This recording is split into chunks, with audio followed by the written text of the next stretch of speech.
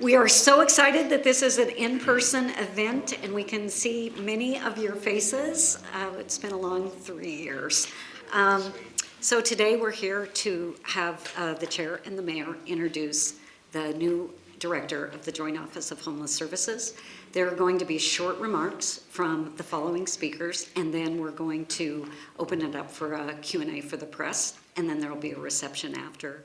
So Chair Jessica Vega Peterson, Mayor Ted Wheeler, Marcus Mundy, the Executive Director of the Coalition of the Communities of Color, Angela Martin, the Co-Director of Here Together, Ed Blackburn, who probably needs no introduction, but is the retired Executive Director Emeritus of Central City Concern, Jessica Getman, the Chair of the Portland Business Alliance, Joshua Bates, the Interim Director. Jessica is also the President of Brown & Brown Insurance. Joshua Bates is the Interim Director of the Joint Office of Homeless Services. The person we've all been waiting to see will be introduced next. And then Dennis Thoralt from the Communications Office will lead a Q&A. We want to also welcome Commissioner Lori Stegman and Commissioner Sharon Myron, who have joined us up here. And with that, I will introduce the Multnomah County Chair, Jessica Vega Peterson.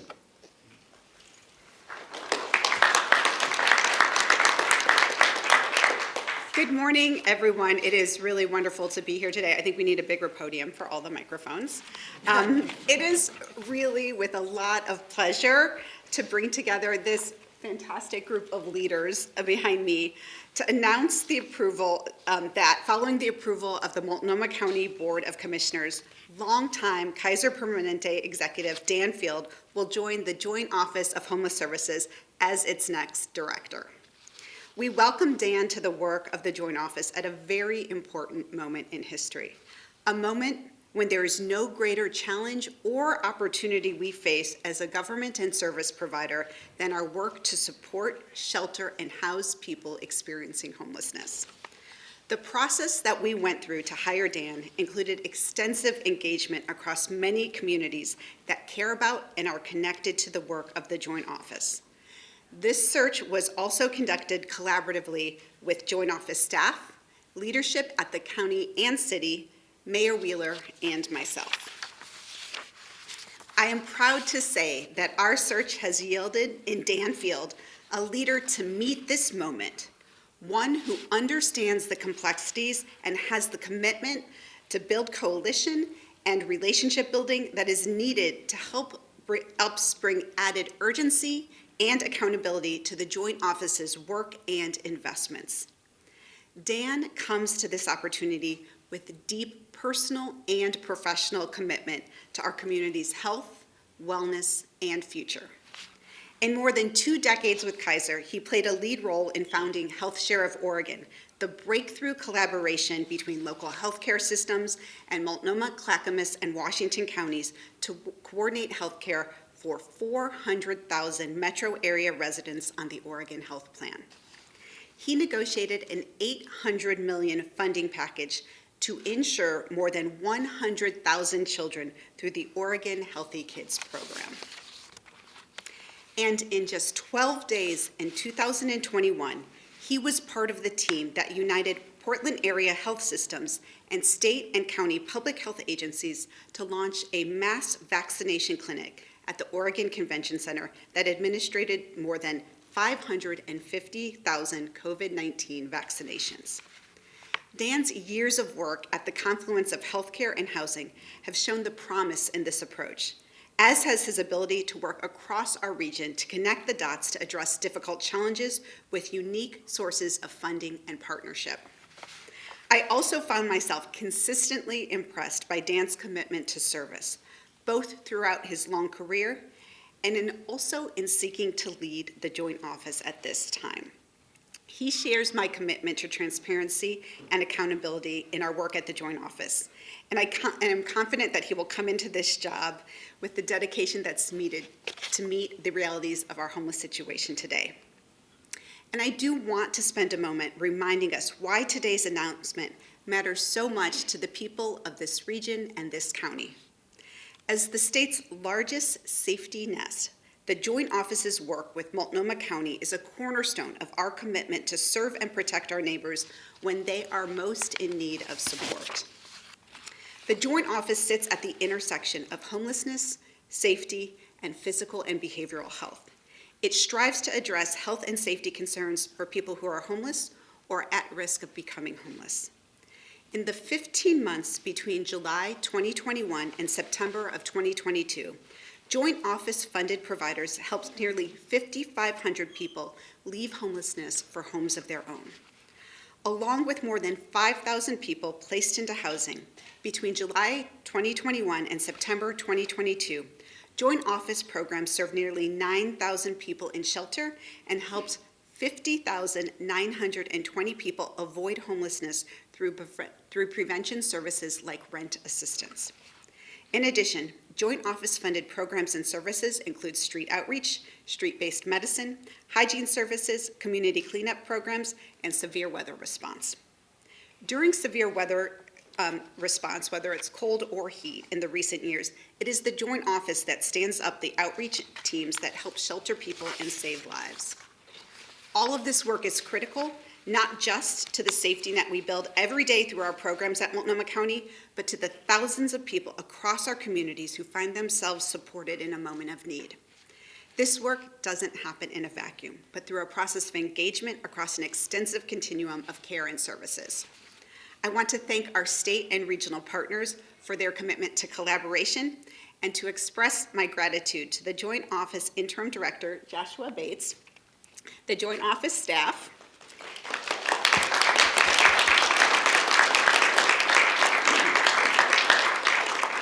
and the many community members who joined us in this search and lent both their time and talent to helping us think through our priorities and help us find our next director of the Joint Office. In the coming weeks and months, we have an opportunity to go even deeper in our partnerships around this work with the state of Oregon, with jurisdictional partners across the region, and with the many providers who work together to make this continuum of care. Partnership doesn't always mean that we're in lockstep on approach or even on outcome, and it's not always easy. But it does mean we stay engaged, we stay in dialogue, and we continue to work collaboratively to provide the solutions our community deserves. It is in this commitment to partnership and the building of deep, rich, unique relationships that I see as some of our biggest opportunities to address the problems our community faces, and I see Dan in helping us to capitalize on these opportunities. I am proud to have worked in partnership with Mayor Wheeler throughout this hiring process, and I'm now happy to turn the mic over to him to share in today's announcement. Thank you.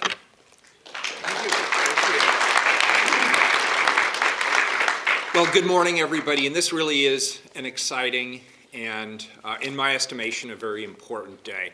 And I want to start by acknowledging Chair Jessica Vega Peterson.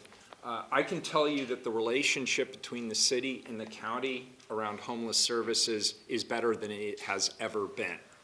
And just in the last 2.5 months, the relationship has improved significantly. The communication has expanded exponentially. I can say that my staff members, some of whom are here today, are in daily communication with the chair's office, with the county organization, with the Joint Office of Homeless Services, and it feels, to be honest, for the first time in my over 6-year mayoral tenure, that we are collaborating and working closely together. That gives me a lot of optimism about what we can accomplish through the office in the coming months, years ahead.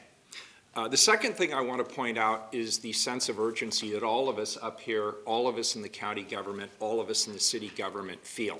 I had 12 meetings yesterday. I had at least 10 meetings on Monday. And what each and every one of those meetings had in common was that every single one of them was about homelessness or homelessness and its intersection with behavioral health and substance use disorders. That gives you some idea of how important this issue has become in terms of the future of this city. And so we take this hire very, very seriously, and we are very happy that Dan Fields has been willing to step forward to help lead our collective efforts. First, I'd like to make it clear that it's not just the city and the county that are collaborating. As the chair indicated, we're working very, very closely with our state and even our federal partners to address this at scale. We have an unprecedented number of people experiencing unsheltered homelessness in our community, and we have to address this humanitarian crisis with the urgency it deserves. And as I said, I believe we are. The Joint Office isn't the totality of the work we're doing, but it's a critical component to the work that we do, and it's absolutely central to the success that we need to achieve as a community. My team and I most recently collaborated with the county and the Joint Office on a newly formed data task force on the multi-agency coordination group addressing the homeless crisis in our city and county. That may seem like a mouthful and it may seem kind of boring first thing in the morning, but if we don't have the data, if we cannot properly diagnose the problem, if we cannot properly identify who is homeless, why they are homeless, what services they need in order to be able to get off and stay off the streets, then we cannot be successful. And I'm really heartened by the intensity of the collaboration we have around data management, and that's just one example. I look forward to working with Dan in his new position as the Director of the Joint Office of Homeless Services. Throughout the interview process, I was incredibly impressed by Dan's commitment. And I'll be honest, I kept asking the question, why? Why would you want to take on this position at this particular time in our city's history, knowing that it is a very, very challenging position? And what it all boiled down to, he has the experience, he has the drive, he has the connections, he has the ability to work with us and collaborate with us, but what it really came down to was personal passion, personal commitment to seeing this humanitarian crisis resolved. And that's what impressed me the most. And I think it speaks to his sense of vision. I think it speaks to his capacity as a leader. And I think ultimately he will prove inspiring to all of us who are doing the difficult work day in and day out. So, Dan, I wish you the very best, and I look forward to regular interaction and regular collaboration in the days, weeks, months, and years ahead. Thank you, Dan. It's now my pleasure to turn this over to Marcus Mundy. He's the Executive Director of the Coalition of Communities of Color. He's well known to everyone in this room. Marcus, thanks for being here.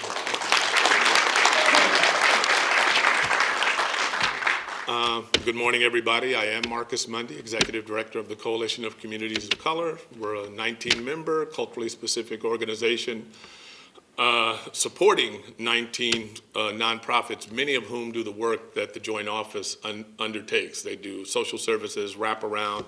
Many of our members work specifically with the Joint Office, both the city and the county, and we're excited that Dan is taking this role. But even though that's my professional role, I'm here as a friend and former colleague of Dan at Kaiser from over 20 years ago. So I'm glad to be here in support of Dan.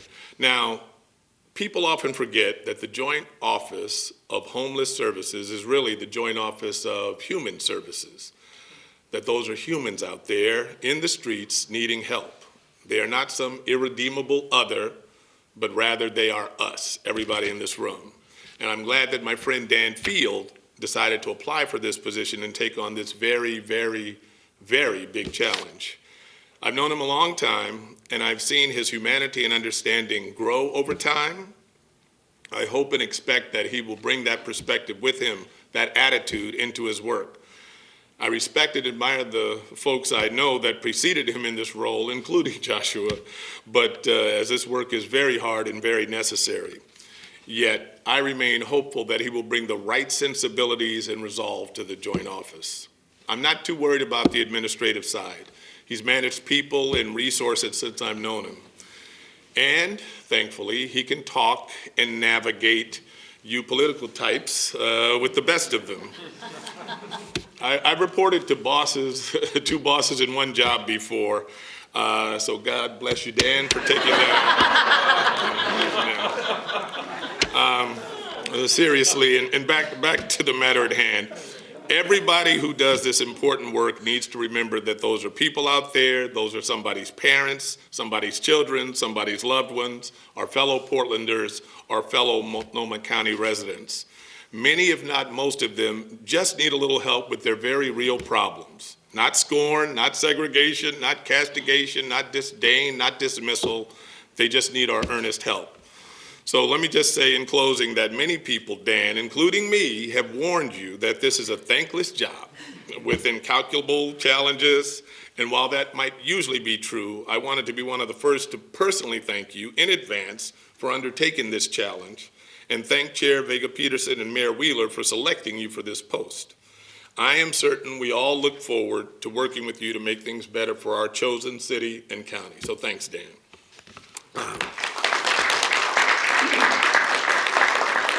At this time, I'd like to introduce my friend and colleague, Angela Martin, who is the co-director of Here Together, and a bunch of other stuff, but the co-director of Here Together. Thank you. Thanks, Angela. Thank you, Marcus. I appreciate that. Yeah, Angela Martin, co-director of Here Together, Oregon, the coalition that had the vision and the partnerships to bring the supportive housing services measure to the voters, and thankfully the voters said yes, thereby giving the Joint Office of Homeless Services a considerable boost in the resources that they have to do this critical work. And it is in that work, building the measure, that I first met Dan. It was 2019. We hadn't yet even put much pen to paper in forming that measure, but already I had gotten word that there was someone that was a little bit skeptical about the work that we were doing. Were we doing it correctly? Were we doing it with the proper vision? Were we doing it in a way that the voters would say yes to it? And as a seasoned political consultant, I'm always ready for someone that's coming in with the challenge. I have a playbook for that. You brace yourself and you're ready for the fight. Fortunately, I put that playbook down for a minute and listened to what he had to say. And what came through loud and clear with his questions, with his concerns, was a shared commitment and vision towards a future where homelessness is rare and brief. And in that moment, I thought, I can work with this man. Even if our backgrounds hadn't allowed our paths to cross before, I can form a partnership with somebody who has that vision. Since then, Dan and his team at Kaiser have been steadfast supporters of the supportive housing services measure. He has personally demonstrated a commitment to speaking up for those who have been left behind and shown leadership when it would have been easier to remain on the sidelines. As we look to address the complex and multifaceted issues surrounding homelessness, we need a leader who can bring together a wide range of stakeholders and perspectives, a leader who can build consensus around effective solutions. I believe Dan has the passion, the experience, and the commitment necessary to do this critical work. But to be successful, he's going to need more than what he brings to the table by himself. We all have a critical role to play. We must challenge ourselves to find new ways and a renewed commitment to working together to make a lasting difference in the lives of those experiencing homelessness. We all share that vision, a community where homelessness is rare and brief, a community where people have access to the services they so desperately need to be healthy and safe. Dan, I wish you the best as you take on this challenge. I offer to you my commitment to be a partner, and I offer that next time you call and challenge me, I will listen, and I know that you will do the same. So thank you so much for taking this on. And it is my pleasure to introduce Ed Blackburn, someone we all know, and someone who I have the pleasure of working with as one of the newest board members of Here Together. So Ed. Thank you. It's a real pleasure to be here. I have been mostly retired for the last few years, so I've had this ability to step back a little bit and look what's happening with such, you get to see the forest. I was in the trees for so many years, and to be able to see the forest of what we're dealing with and where hopefully we can make improvements. And when the Joint Office announced that they were seeking a new executive director, I was thinking, what kind of person would be foolish enough to take that job. But I think, as Marcus pointed out, I'm not surprised that it didn't scare Dan away. I think that just got him more and interested to tell him it was a bit of a fool's errand.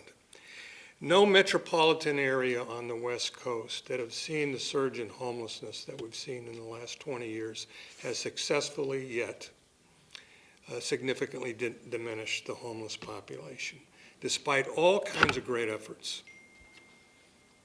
The socioeconomic dynamics are putting more people out on the streets, increased addiction rates, particularly we've seen in the last 6 years, 7 years, with fentanyl and new versions of methamphetamine, have complicated this question and has challenged our paradigms about how to address homelessness. And the other thing I thought we needed is a leader who has experience outside of this paradigm that housing can solve all of our problems. Housing, you cannot solve homelessness without housing. That's just axiomatic. But when you look at the other contributing factors, they complicate the resolution of that problem.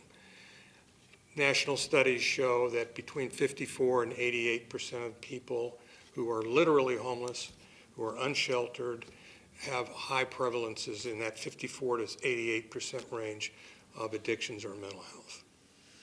That's far above the general population. And it not only can lead to homelessness, but it really complicates our efforts in trying to resolve it. So what kind of person did we also need? We needed a person with the experience in those other worlds to come to the table on and add to the great work that the Joint Office has done for so long. So I've known Dan for a long time. And he hasn't changed a bit, by the way. But we worked together on the formation of HealthShare of Oregon. It was major hospital systems in care of Oregon, and just highly competitive group of CEOs and their direct reports. Very difficult thing to keep together. We met on a weekly basis for a year to decide whether we were going to form a coordinated care organization. But Dan played a critical role in terms of dealing with that competitive atmosphere and keeping us on track to do something that was to the benefit of the poorest amongst us in our community. 150, 100, I think it's up to 200,000 now members of HealthShare of Oregon. I also worked with Dan after that on Health is Housing project at Central City Concern, where the major healthcare systems made what I still think today is the largest philanthropic donation to low-income housing in the country, of about $21 million, which helped get those projects, about 300 units of housing and a new healthcare clinic, built within about 2 years. 2 years' time.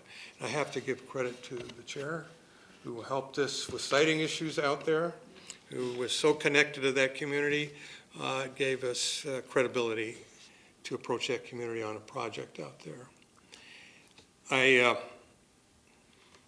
But Dan was, again, in that situation. He was one of the people I went to get guidance on how to keep this small coalition together to make this donation and get that done. But after that, there were other projects that Dan was very influential on. We did a project that eventually has led to a Medicaid waiver.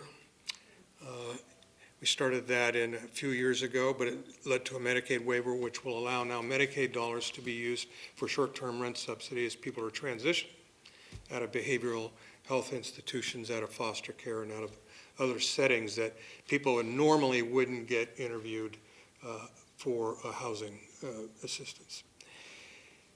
And all through those things, Dan is kind of the person that when there are tensions, when there are conflicts, he's focused on solving the problem and moving forward. And he always finds some way of doing that. I can't say enough about what he's done and not gotten a lot of recognition in our community. But working with him for all those years, I came to realize that when I first heard that he was a candidate, I said, this is the person I was thinking of a few weeks ago that met the criteria. Also worked with the national office at Kaiser for a $100 million donation to affordable housing and Built for Zero and a lot of other things. So he knows both worlds well. And he did meet that person that I hadn't seen a face to weeks ahead. So I am just delighted to be here and seeing everybody here and the resilience of facing this problem. I want Portland, Oregon to be the first metropolitan area that has successfully managed and reduced this problem significantly and can say forward, we know we're on the right track, we're going forward, and the future looks like a lot different than it has for the last few years. So thank you.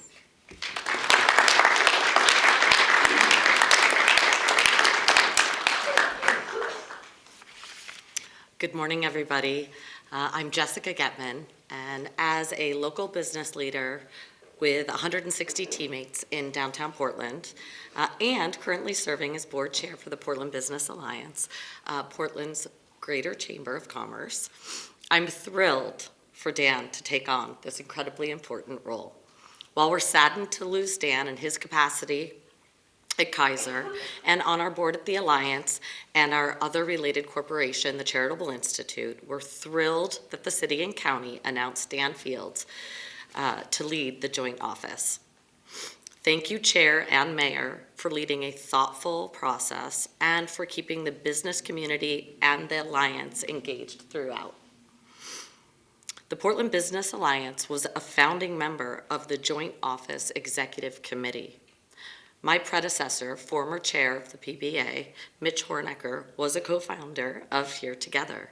Here Together was one of the most diverse coalitions that came together to advance a regional measure to address homelessness at scale, as you've already heard in people's previous comments.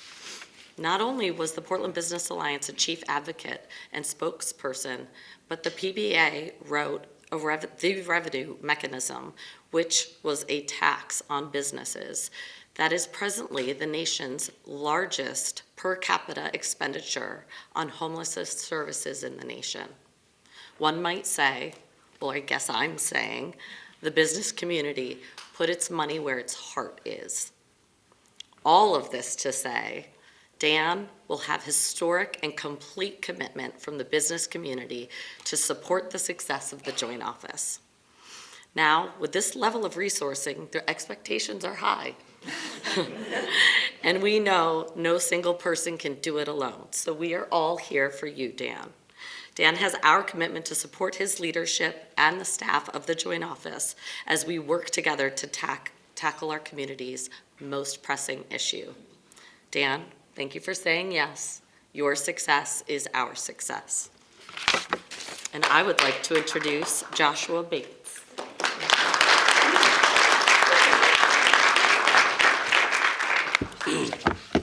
Let me move this up a bit. Can y'all hear me? Good morning, everyone. I'm Joshua Bates, and I am the interim director of the Joint Office of Homeless Services. Since assuming this position, and over the last 5 years of being at the Joint Office, I have witnessed firsthand the hard work that our staff and our community brings to serving and supporting folks experiencing homelessness each and every day. Through their efforts and through this community's efforts, 11 people per day receive housing, and countless others receive sheltering services and other crucial supportive services that protect them from the conditions on the street. And also, through all of this work, through the last 5 years, I have witnessed firsthand how much this entire community cares about this work. I think it is no secret that homelessness is one of the most complex and high-profile issues impacting this region. I would also hazard to bet that every single person in this room and the majority of people in this community have a very strong opinion about homelessness and have a very deep care about ensuring that folks that are experiencing homelessness receive those crucial life-saving services. I think that care is unique to this region. I think that here in Portland and here in Multnomah County, we care about our neighbors. And I think that as we have been facilitating this recruitment for a director, that care for our neighbors and care for folks experiencing homelessness has been centered throughout every single part of this process. And this brings me to Dan Field. From my very first conversation with him, it was clear that he brought that type of care, that person-centered care to this work, and also that he brought partnership and coalition building to this work. With all of this care in this community, there is an opportunity before us to bring folks together in unique ways to solve social problems and to tilt the axis when it comes to housing justice for folks experiencing homelessness here in our community. I have no doubt that he will bring the same person-centered approach, bring this care, and bring this coalition building to his position here at the Joint Office. And we also are in Bridge City, USA, right? That's what we call this place. So I'm certain that through his position, he will build bridges in ways that have not been built before to serve folks experiencing homelessness. I'm excited to be a part of that bridge building and support the next phase of the Joint Office alongside Dan Field. So now, with all of this, I will pass it to the next director of the Joint Office of Homeless Services, Dan Field. Congratulations.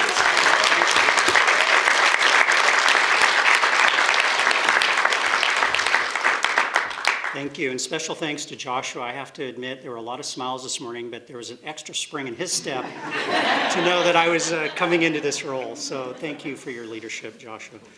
I want to start just with some thank yous. Obviously, thank Chair Vega Peterson and the Board of County Commissioners for their endorsement and support of my service in this role. It's been a great process getting to know all of you, and Chair, especially appreciate your leadership on this critical issue. Want to thank the mayor and all of City Council as well. They've been key partners during the interview process and the selection process. I'm excited to hit the ground running with the city leadership as well as the county. Josh, I want to thank all of the Joint Office of Homeless Services team that you're here representing. They've been working hard every day while we're up here doing the political thing and the public thing. Those folks are doing the day-to-day work under your leadership, and I really want to thank you. And I'm really excited to lean in with you and the team, and we're going to start this afternoon at 2:30. I'm going to meet with Josh, and we're going to dig right in. I want to thank all the stakeholders. The chair talked about the selection process, and I want to thank all the stakeholders who participated in that. There was a lot of steps. It was an exhaustive process, and it should have been. It needed to be. And I understand there were 48 applicants, and the stakeholders had a chance to really think deeply about the skill set that they wanted. And I appreciate the chance to meet people along that journey. And then finally, I want to thank my friends and colleagues that are here today speaking on behalf of this work. Angela, Ed, Marcus, and Jessica. One of the things that's great about the four of them being here is they represent the breadth of the community, from frontline provider, culturally specific organizations, to groups that have been in the trenches for years, working with our most vulnerable citizens. Frankly, to the business leaders, community leaders, elected officials that have been investing in solving this problem for many years now. And so I want to thank the four of you, and also all four of you are friends, and I appreciate you being here in that vein as well. So today is not the day for long speeches, and I appreciate we've all kept it short, and I'm not going to break that trend here. I just want to say, I step into this role with a real sense of humility about the challenge ahead of us. It's a serious moment. And I want to take this 2 minutes with the microphone to reiterate my commitment to those who we will serve in this work. First, of course, to anyone in the community who is homeless or housing insecure, whether you're sleeping on a couch, living out of your car, or lying in a doorway, we see you, and we will keep you at the center of everything we do. That is my pledge here today. Please hold me to it. To those of you, and it's many of us in this room, sadly, to those of you who have a loved one or a friend who is struggling to stay housed because they're in the grips of addiction or a mental health crisis, please know that so many of us understand your pain, and we pledge to be your strongest ally in that fight.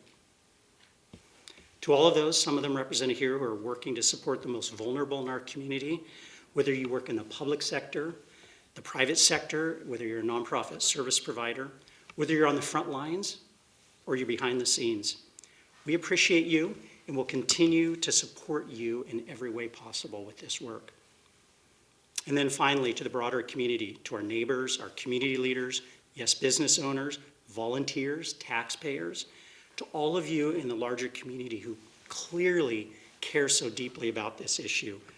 We know that you're counting on all of us up here today to lead this work with commitment, integrity, and perseverance. And my pledge to you is we will work hard to honor that trust and to strengthen our community in the process. So let me close with a call to action. As the chair mentioned, creating and sustaining the community that we want, a community that is just and equitable and everybody is safely housed. It's not the work of one leader or just our elected officials, our public servants, or our nonprofit leaders. This is a shared journey. And today, I invite you all to lean in and join us on that journey. So with that, thank you, and I think we're going to take some questions, Dennis.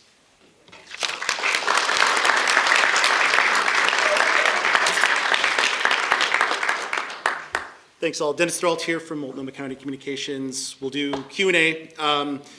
Raise your hand, and if I call on you, just say your name and what outlet you're with, and I'll try to keep a good stack. And if you also want to tell me who you want to answer the question, that will help. We got a lot of folks here with a lot of perspective. So anyway, I'll open it up. Nicole. Hi, Nicole Hayden from the Oregonian. I was wondering if you could tell us what the compensation package is. Thank you. I'm actually going to invite our COO of Multnomah County up to here, so she has all the details around the compensation package. Serena Cruz. Thank you. Thanks so much, Chair Vega Peterson. It never ceases to amaze me, the transparency in government. So, here I go. I'm going to share the details with folks, Dan.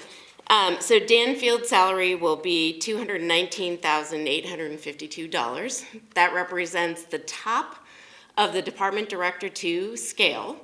And the Department Director 2 is the highest classification that we have in Multnomah County for department directors. There are 3 other department directors who share Dan's depth of experience here at the county who are also at the top of the scale. So he has good company there, and I know that probably represented a pay cut to you, Dan, but we are very grateful to you for your leadership. And the other parts of the package include the health benefits and retirement benefits that all the other county employees receive. Does that answer your question, Nicole? Okay, great. Thank you, Serena. Go ahead. Adrian Thomas, KPTV. Both Mayor Wheeler and Chair Vega Peterson can respond to this question.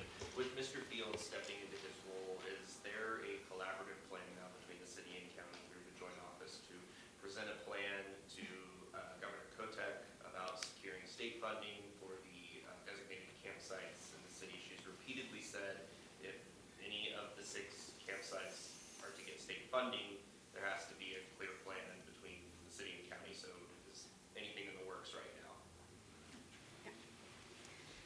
So thank you. Yes, so we have been working together with staff at Multnomah County and staff with the city of Portland to talk about what the package is going to look like for the MAX, the Multi-Agency Collaborative for Multnomah County, and that is including a package that is going to meet the goals that the state has set in terms of shelter beds, in terms of additional housing placements and in preventions into housing. And it will be collaborative efforts between the city and the county, and we're working on that. We have submitted the plan. It was actually due on Friday of last week, and that was submitted, and I think we're awaiting the comments from the governor's office, but we feel very confident that it meets the needs and the goals that the governor has set out. I can't add anything to that, but yes, we're definitely collaborating on that. So, good. It's been, for the new director, Mr. Field, it's been said that this is an unprecedented housing crisis. There's also an unprecedented spending around this housing crisis. How can you, in your new role, ensure that what we're spending is ensuring results and holding organizations who are getting that money accountable for results? Dennis, that wasn't on the list of prepared questions. No, I appreciate the question, and it's an important one. We have a lot of money now, a lot of resources flowing from taxpayers, from the state. Even Senators Wyden and Merkley announced recently that they're going to bring a dollar specifically for homeless services into our state. So I think the resource issue is an important one that we're not going to shy away from.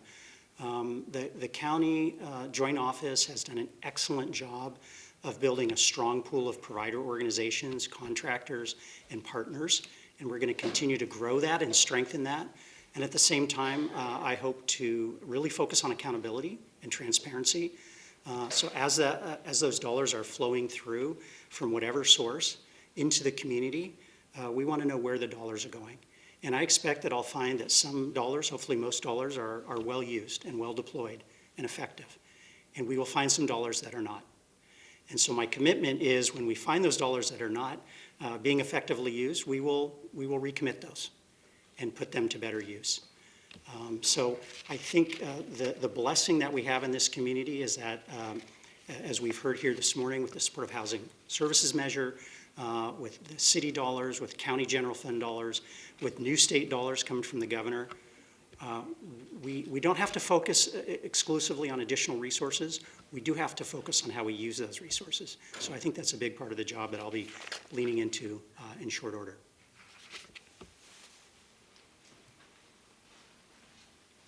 Yeah, just curious how you plan to focus on the addiction crisis on our streets. There's a big focus on housing, but there's a lack of addiction services, and that's a huge factor as we've seen even in recent days.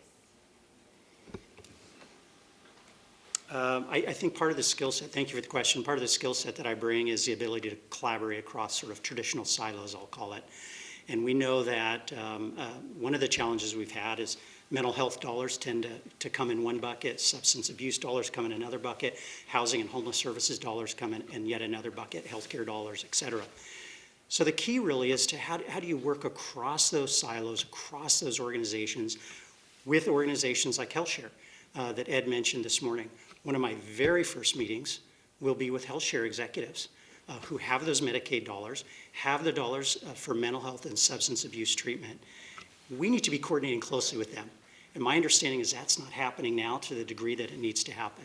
So as I said, one of my first phone calls will be leaning in with HealthShare and the Medicaid program in our region and figuring out how to integrate the services that we can provide out of the joint office, the city, and also the state and local Medicaid programs. So that's just one example. We're going to do that across the board and look for ways to dissolve barriers and strengthen collaboration.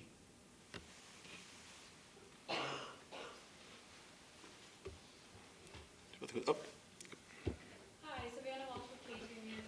This can be for anyone, but transparency, you already mentioned that, and that's a really big concern, especially in the larger community. And a lot of people we've spoken with have just expressed frustrations about maybe that lack of transparency that maybe they don't see. So moving forward, how are you going to continue that outreach for the larger community? This would be anyone who wants to answer this. Yeah, thank you. I'm happy to take that, and then if anyone else wants to add into, feel free. So the transparency piece has been a huge priority for me since taking office 3 months ago. One of the first things I did was to convene a data systems task force that was really looking at what are the key performance indicators of the work that is happening with the joint office and with our provider community that we want to make sure is accessible to the public. And all that is in preparation for a new website that is going to be going up later this year in just a couple months. And I was really glad to have Commissioner Myron's assistance with that. And we just finished the phase one where we identified those key performance indicators along with all the partners, including city partners and community-based organization partners. In doing that work. And now we are going to be launching phase two, which is really looking more deeply at data and how we talk together. For me, it's really important. The transparency piece is about making sure that we're sharing what we're doing, but we need to start off with knowing what we're doing, how things are going, what outcomes and are being reached, and that we're measuring the right things and we're doing it in the right way with the right tools, right? So that's all part of the package. It's also a commitment for me to be transparent with our partners about the work that is happening with the county and with the joint office, and that's why the relationship with not just the city of Portland, but with the East County cities and our state and regional partners as well has been so important. So that will be an ongoing commitment. But we are very lucky in the fact that we have had voters who have made the commitment. We have had partners in business who have made the commitment to fund this critical work that's happening. And it is upon us to make sure that we are being clear about what's happening with those dollars and that we are putting the resources into place in ways that really meet the goals of the Supportive Housing Services Measure and creates the vision that we want to see and the reality that people who are in such urgent crisis today, living unsheltered, really deserve. I'd like to step in on this one too. because this is a great question, and it is an important one. First of all, I want to empathize with those who have felt that there has not been clear transparency about the operations of the Joint Office of Homeless Services in particular. I share that view. And I also want to applaud Chair Vega Peterson because she has turned the corner. We're working very, very collaboratively. There's three key areas. As the chair just indicated, there's key performance metrics, which will be public, and she and her team have been working very hard on that with the service providers. The second is around transparency around budgeting and having clarity as to what dollars are being spent where and to what effect. The third area is the data management systems, the creation of apps, the understanding on a day-by-day basis, where is the capacity in the system, how many shelter beds do we have, where are they located, how can we get direct access to that, to those. So all of those things are happening simultaneously, which I think is a huge improvement over where we were just a few short months ago. And I want to thank Josh for helping to kick off that process. I want to particularly applaud the chair for making this, and the commissioners, Sharon and others, for making this a commitment. Last but not least, when it comes to the key performance metrics and the provision of data, and now I just speak for myself, those who choose to seek dollars from the Joint Office of Homeless Services will provide timely and transparent data to the Joint Office and to the partners. And if they're not capable or willing to do that, they will no longer be partners.